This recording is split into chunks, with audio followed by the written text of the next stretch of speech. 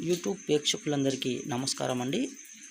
పైన కనబడుతున్నటువంటి చెట్లు మరుగుమందుకు సంబంధించిన చెట్లండి ఇవి. ఈ చెట్లు అనేవి రెండు రకాలండి. ఒకటేమో లిక్విడ్, ఇంకొకటేమో పౌడరు.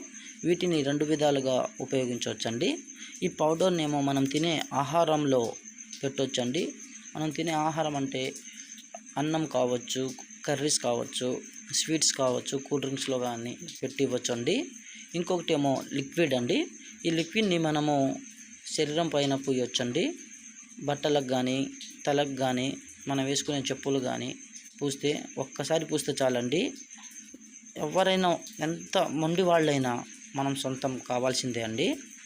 ఈ చెట్టు వల్ల ఎటువంటి సైడ్ ఎఫెక్ట్లు అనేవి ఉండవండి. ఎందుకంటే సొంతంగా ఇవి మేమే కొన్ని మూలికల ద్వారా తయారు చేస్తాం కాబట్టి ఎటువంటి సైడ్ ఎఫెక్ట్లు అనేవి ఉండవండి.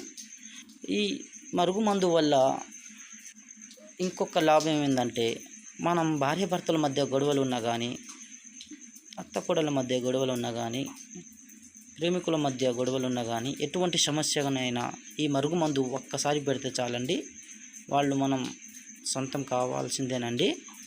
ఈ మరుగుమందుని దయచేసి మంచి కోసం మాత్రమే వాడగలరండి. పైన డిస్ప్లే మీద గురువు గారి నెంబర్ ఇచ్చామండి. ఎవరికైతే కావాల్సిందో వాళ్ళు ఫోన్ చేయండి.